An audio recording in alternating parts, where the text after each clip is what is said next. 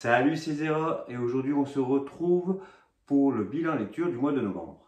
Alors, on va commencer par les one-shot. Je ne vais pas aller trop dans les détails pour pas trop vous spoiler ou quoi que ce soit. Juste la trame principale, si l'histoire peut vous plaire ou pas après par la suite. Après, on va faire après les séries, hein. Les séries découvertes et les séries en cours. Pareil, si je dois présenter le tome 6 d'un manga, je ne vais pas rentrer dans le détail du tome pour pas vous spoiler. Mais je vais vous expliquer si j'ai bien aimé ou pas le tome, si l'histoire vaut le coup ou quoi que ce soit. Allez, on attaque les one-shots avec Souvenir en bataille de Shikabane Sensei aux éditions Akata. De quoi ça parle? C'est un manga autobiographique. Le mangaka va raconter ses souvenirs qu'il a avec sa grand-mère. C'était super sympa. C'est intéressant de voir les souvenirs de son enfance et même quand il est un peu plus vieux. Et puis c'est vraiment, il accompagne sa grand-mère jusqu'à la fin, donc c'est quand même un peu dramatique, mais une histoire super sympa à suivre. Après, toujours chez Akata, avec Quand la nuit tombe de Rei Akugo, on va suivre du coup le destin de deux personnes, de deux jeunes gens qui sont amoureux et qui vont avoir le destin de leur vie brisé par les actions de deux autres personnes. J'entre vraiment pas dans les détails pour vraiment pas vous spoiler. C'était super sympa. Le dessin est cool aussi. J'ai bien aimé le style de dessin. Mais non, ouais. Ah, mais vraiment, je vous le conseille aussi. C'était une histoire super sympathique. Après, chez Kiyun de Fujita, Springald, parmi les collections Black Museum, on va suivre une enquête. Alors, une enquête un peu surnaturelle. Mais super sympa, c'est par l'auteur de Fujita, celui qui a fait Karikori Circus. Super cool, j'avais pris le tome parce que juste il était joli, hein, clairement. Mais j'ai bien aimé, je prendrai les autres Black Museum, surtout qu'il y en a d'autres qui sortent en début d'année et même des rééditions. Super sympa aussi. Si vous aimez pourquoi pas les enquêtes, à essayer, de toute façon vous perdrez rien, un tome, un one shot. Vous essayez, vous aimez pas, vous aimez Karikori Circus, allez-y, hein, c'est super cool. Après, par Juno, ça sera le Mofuzan, le petit guide des Shabarouders. Là, je vais pas vous raconter l'histoire parce qu'il n'y en a pas. C'est juste des dessins de chats. Hop, trop mignons. Qui vont se balader à la mer, se baladent en vélo, ils font du kart, ils voyagent à travers tout le Japon. C'est très mignon. C'est clairement que pour les dessins qu'on prend. Si vous aimez les chats, les dessins mignons en aquarelle, feuilletez-le. C'est pas extraordinaire, mais c'était bien sympathique. Après, Fumio Kuno. Les deux tomes que j'ai lus, du coup, de la mangaka, Le Fleuriste du coin de la rue et Le Pays des cerisiers. Alors, Fleuriste du coin de la rue, ça va être du tranche de vie, où on va raconter la vie de deux fleuristes. C'est très poétique. Alors, moi, je n'ai pas spécialement aimé ce tome-là. Après, les dessins sont beaux. Les dessins sont des fois un peu brouillons. On ne comprend pas trop ce que les cases veulent dire. Mais sinon, l'histoire était sympa, mais sans plus. Moi, je vous le conseille pas. Par contre, Le Pays des cerisiers, que je vous conseille. Là, on va par contre suivre une famille qui ont survécu à Hiroshima. Alors, c'était super intéressant. Pareil, hein, les mêmes styles de dessin qui sont super beaux. Très poétique aussi. Je le conseille.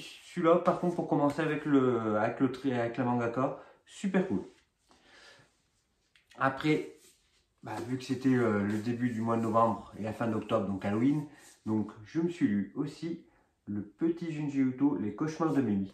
J'aime beaucoup les Junji Ito. J'ai beaucoup aimé ce tome, où c'est plusieurs tomes par rapport à Mimi. C'est assez sympa. C'est des histoires courtes, mais c'est l'un des histoires courtes où je pourrais mieux recommander par le Junji Ito. C'est moins, comparé à d'autres, c'est moins dans l'horreur. C'est vu que ça va parler des histoires des rues, elle est mieux intéressante. Et pour finir les one shot, on a Hayao Miyazaki, le voyage de Shuna. Pareil, si vous aimez bien les Miyazaki, les Ghibli, c'est fait pour vous, hein. Le dessin est super beau. On va suivre Shuna qui doit récupérer des graines pour éviter la famine dans son pays. Et pareil, hein, ça ressemble beaucoup au, comment ça s'appelle, à Nausicaa, le style de dessin et tout, j'ai trouvé. Non, super sympa, puis l'édition est cool. Si vous aimez Miyazaki, allez-y. Sinon, bah, passez votre chemin. Parce que ça reste quand même comme tous les Miyazaki, hein, la nature, l'écologie. Mais si vous aimez, allez-y. Sinon, passez votre chemin. On continue avec les tomes, les séries où j'ai lu le tome 1 et la suite. Ou des fois que le tome 1 aussi. Hein. On va commencer avec The Ice Guy and the Cool Girl. C'est une comédie romantique où on va suivre ces deux personnages. C'est une comédie, c'est une romance qui se passe du coup dans un lieu de travail. C'est très chou, j'ai beaucoup aimé. C'est vraiment le petit manga bonbon. Ce personnage, c'est le descendant des Filles des Neiges. Donc dès qu'il a des émotions un peu fortes, bah, il va faire la neige. Il fait aussi des petits bonhommes de neige. J'ai beaucoup aimé surtout les visages des personnages. Ils sont très très beaux.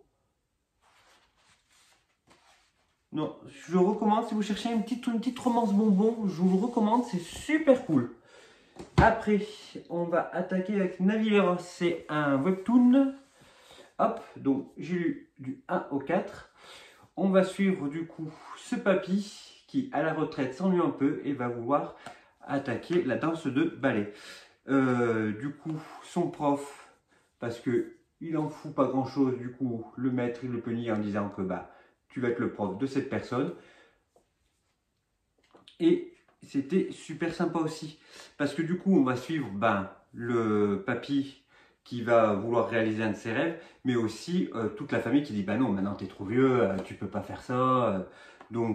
Et puis qui change d'avis au fur et à mesure en disant oui, mais si c'est ton rêve, il te reste quand même pas si longtemps à vivre, pourquoi pas essayer? Super cool, les dessins sont aussi sympas, après c'est du webtoon, hein, c'est tout sur tablette, donc les dessins peuvent que beau. C'est tout en couleur, les dessins dedans sont super cool. Le lien qu'il y a entre les deux personnages est super sympa aussi. J'ai beaucoup aimé comme webtoon, super sympa. Alors je suis pas très webtoon d'habitude, hein. J'en lis quasiment pas. Donc si pour dire que c'était bien, c'est que c'était bien. Après, Mixim 11, j'ai lu du 1 au 12. Mixim 11, de quoi ça parle? On va suivre l'histoire de 3 lycéens qui n'ont aucun succès auprès des filles. Et que du coup, en fait, ils se rendent compte qu'ils viennent d'une autre planète, c'est des extraterrestres. Ils doivent trouver 12 filles, ils doivent protéger 12 filles qui pourraient être leurs prétendantes. Et les protéger de quoi? Protéger d'une autre planète qui n'aurait pas de soleil parce que la planète Polaris prendrait toute la lumière du soleil. C'était pas terrible, hein. Je vais vous spoiler l'histoire, donc si ça vous intéresse, pourquoi pas. Mais si je vous spoil, c'est que ça vaut vraiment pas le coup, hein. L'histoire, elle a tous les clichés, on va dire, c'est shonen. Le monstre final qui veut détruire l'univers, tu sais même pas pourquoi. L'attaque finale qui va être le pouvoir de tout le monde fusionné en un, pareil, vu et revu, et puis c'est mal, puis c'était mal fait. Il y a une seule fille dans leur groupe qui se bat, mais elle est tout le temps à poil, aussi le fan service gratuit. C'était pas ouf. Les personnages sont pas attachants, ils essaient de mettre plein de personnages, malgré qu'il y en a certains qui meurent, tu t'y attaches pas, hein. Les méchants qui deviennent gentils juste parce que 2-3 patates, et puis voilà, maintenant on est copains. Non. Passez votre tour. Ce que je peux rajouter, c'est par le mangaka qui a fait Mar. Si vous êtes fan de Mar, allez-y, même pas, hein. Franchement, c'était vraiment pas terrible. Les dessins, des fois, sont méga brouillons. Non, moi, c'est une série qui partira, hein. Je m'étais précipité parce que les tomes commencent à être rares. Je commence à savoir pourquoi ça s'est pas vendu, hein. C'est pas ouf. Après, j'ai lu Tokyo Tarareba Girl chez Les Zones Noires. Alors, on avait profité que le tome 1 acheté le tome 2. Pareil, hein, je monte un petit peu les dessins. Les dessins, c'est pas super ouf. Après, tout ce qui est les armoires, si c'est pas pour les dessins où ils sont meilleurs. Quoique là, je viens de voir ça, c'est quand même pas vilain non plus. Tokyo Tareba, de quoi ça parle? On va suivre les 3 jeunes filles qui ont la trentaine et qui ne sont toujours pas mariés. Toutes leurs copines le sont. Et du coup, bah, elles décident de vouloir trouver chacun un petit ami. Et elles font ce qu'elles appellent des réunions de crise. C'est qu'elles vont dans un bar et elles se bourrent la gueule. À chaque fois qu'elles ont, on va dire, elles rencontrent quelqu'un, etc., elles font ces réunions de crise et se bourrent la gueule. Et on va suivre ça. C'est pareil, si on aime les romans, les comédies de romance, c'était sympa. Moi, ça m'a beaucoup rappelé quand j'étais plus jeune avec les copains, pareil, dès qu'on commençait à avoir machin, une histoire avec une fille, allez hop, on va tous au bar, on se bourre la gueule pour en rencontrer, et ça m'aide jamais à rien. Après, le seul petit défaut, c'est que des fois, elles se plaignent trop, alors qu'elles pourraient bouger un peu leurs fesses pour que ça aille plus vite. Mais non, mais après, non, j'ai bien aimé. Pareil, si vous aimez les comédies de romance, super cool. Hop, après, j'ai lu le tome 1 et le tome 2 de Death Note en Black Edition. Pareil, j'ai beaucoup aimé, hein. Death Note, ça fait partie des premiers mangas que j'ai lus. J'avais trouvé la Black Edition d'occasion, le tome 1, donc bah, j'en profite pour les faire les autres tomes. Pareil, alors, petite anecdote, les Death Note, je les avais, mais vu que j'ai eu un dégât des eaux il y a un bon moment, j'avais perdu une bonne partie de ma collection, donc les Death Note. J'ai perdu aussi par exemple les Bleach que je refais, les Fairy Tail. Donc je les refais petit à petit et ça fait partie. Donc pareil, Death Note, super bien, je vous le conseille. Je vous fais pas le résumé, hein, c'est super connu. Ça a été dit 1000 fois. Je vais pas le redire une fois. Après, j'ai lu le tome 1 d'une sacrée mamie. Pareil, on va suivre un petit garçon qui vit comme sa grand-mère à la campagne où ils sont très pauvres et c'est de la tranche de vie. C'est très mignon comme la grand-mère arrive à tout relativiser en positif, que ben l'argent c'est pas le plus important, tant que tu as la santé, tant que tu puisses à peu près manger, même si tu manges pas tous les jours, c'est pas grave. J'ai beaucoup aimé. Après il paraît que la suite on voit moins avec la grand-mère, donc l'histoire est un peu moins bien. On verra, j'ai le tome 2 qui m'attend, donc je vous dirai au prochain bilan de lecture de ce que j'ai pensé. Pareil, les dessins aussi, c'est un peu comme Terry Burger, ils sont pas ouf, mais t'en passes, hein, franchement, c'était super sympa. Après, la cantine de minuit. Donc pareil, hein, les Allemands, on a profité de leur offre au manga qui est à l'offre de prix où le manga était 2 fois moins cher. J'ai beaucoup aimé. Pour vous faire le résumé de la cantine de minuit, je vais vous lire le premier chapitre et le dernier, le premier paragraphe et le dernier paragraphe de la cantine de minuit. J'ai trouvé que ça allait super.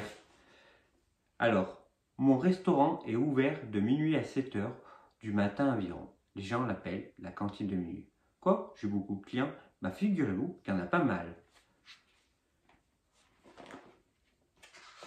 Et après finir avec ceux qui sont fatigués d'accumuler des heures sup, ceux qui pleurent d'un chagrin d'amour, ceux qui dépriment de ne pas voir leurs rêves se réaliser, ceux qui ont oublié la joie du quotidien, ceux qui ont submergé de travail, ceux qui ont un supérieur tyrannique et qui ont besoin de vider leur sac, ceux qui sont euphoriques tellement ils se sentent heureux, tout le monde vient se remplir la panse, tout le monde vient se remplir le cœur, tout le monde repart avec le sourire de ce petit restaurant réconfortant situé dans un recoin de la ville. Donc, comme ça dit, c'est des personnes qui viennent dans la cantine de minuit, donc tard la nuit, pour vider leur sac. Et là, je trouve que c'était très fort, c'est que c'est des chapitres de 10 pages, et qu'en 10 pages, que le mangaka arrive à te faire apprécier les personnages, à te faire découler des émotions, que ce soit de la joie, de la tristesse. J'ai beaucoup aimé. Alors, le petit bémol, c'est le dessin qui est particulier, mais après, franchement, dès que tu as passé les dessins, c'était génial. J'ai énormément aimé ce tome. Donc la cantine de minuit, je vais faire le reste. Et puis allez-y, c'est un coup de cœur pour moi. Si vous aimez les tranches de vie où les personnes mangent, ou en plus où il se passe des choses, des tracas du quotidien qui sont attachants pour certains personnages, je vous le recommande. Chaque plat en plus, chaque chapitre, on vous présente un petit plat, un petit plats japonais. Non, super sympa, je vous le conseille. Et j'ai lu, du coup, de 11 à 14, Full Metal Alchemist, la perfecte. Pareil, je résume pas Full Metal Alchemist. Super manga ultra connu. Super bien, j'adore leur perfect qu'ils ont fait. Pareil que pour Death Note, les Fullmetal Alchemist, je les avais en classique, j'ai tout perdu. Donc qu'ils ressortent une perfect, moi ça me va parfaitement. Surtout qu'on se rapproche de la fin.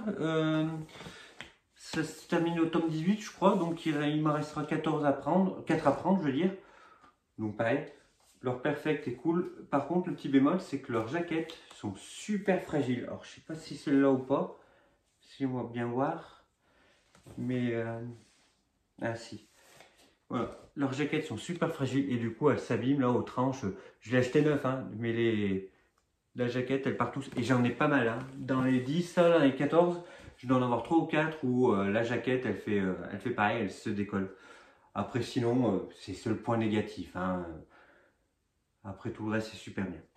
Après, j'ai lu du 3 au 5 de Rooster Fighter, le coq de baston. Là, on va suivre un poulet qui se bat contre des monstres géants. C'est super drôle, super bien dessiné aussi.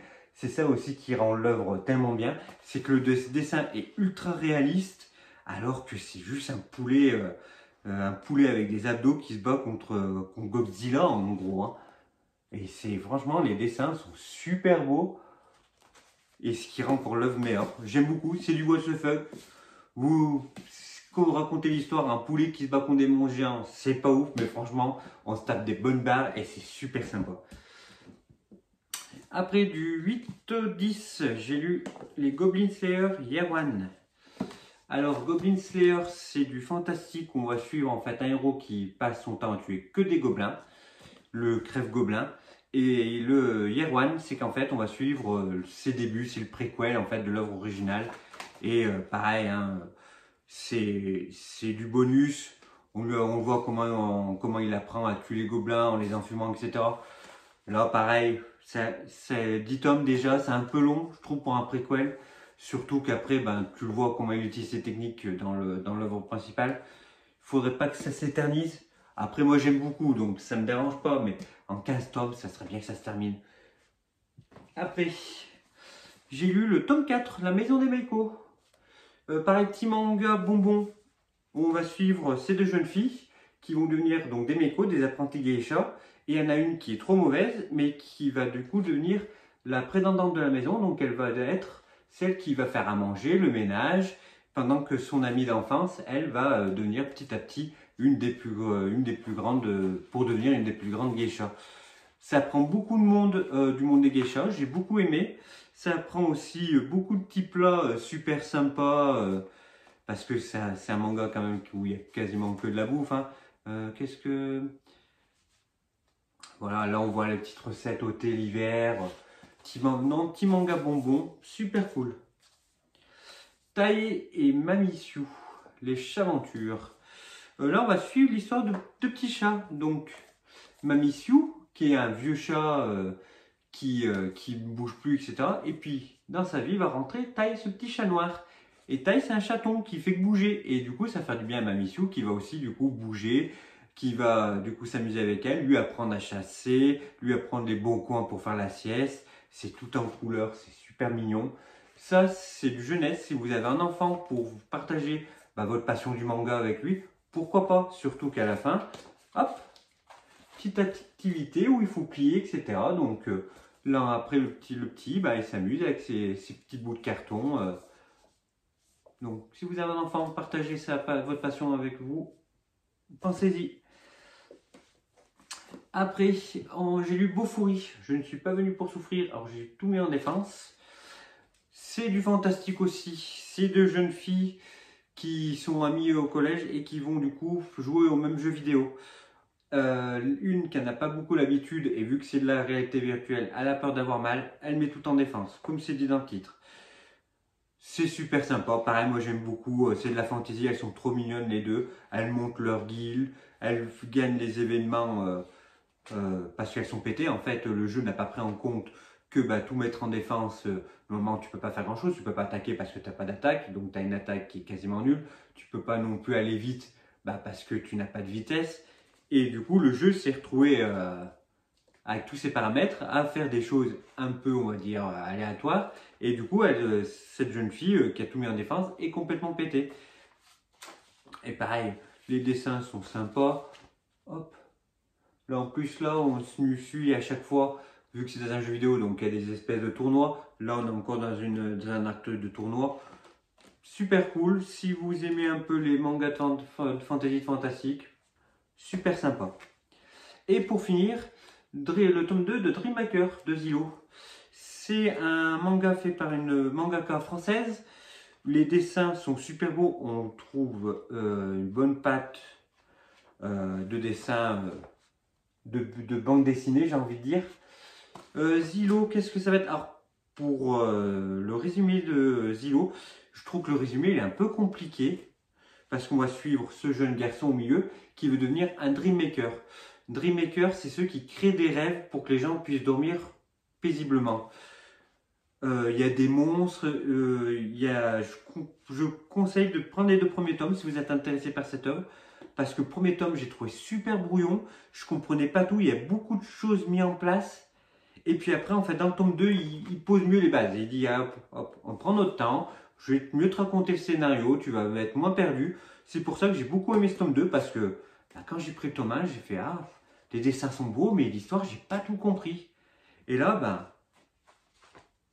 hop, beau dessin, une histoire qui se tient, du coup, grâce au tome 2. Et franchement, je le conseille aussi. Je verrai, alors normalement, la mangaka elle a dit qu'elle aimerait se terminer en 8 ou 9 tomes, donc ce ne sera pas une série longue. Puis ça permet de soutenir un peu les mangakas français, donc allez-y, essayez. Prenez les 2 premiers tomes maintenant qu'ils sont sortis, et franchement, c'était vraiment pas mal. Donc voilà, on vient de terminer du coup le bilan de lecture du mois de novembre. J'espère que ça vous a plu. Je souhaite aussi vous dire un grand merci. Vous avez été beaucoup à m'aider pour améliorer. Donc vous avez vu, hein, j'ai mis une lumière supplémentaire parce que bah, vu qu'on est en hiver, il fait tard, il fait noir assez tard, assez tôt. Donc du coup, j'ai vite acheté une petite ring light pour vous faire ça bien. Dites-moi en commentaire s'il y a encore des choses à améliorer. Alors il y aura le son bientôt aussi. Je compte le faire en début d'année pour changer, pour mettre le son. Si vous avez aimé, n'hésitez pas à vous abonner. Parce que je compte à faire d'autres vidéos. La prochaine vidéo, bah, je vous la tease, ça sera une petite sélection pour l'hiver. Une petite sélection de mangas, normalement une dizaine de mangas. J'espère que vous aimez bien ce genre de format. Et puis voilà, on se retrouve.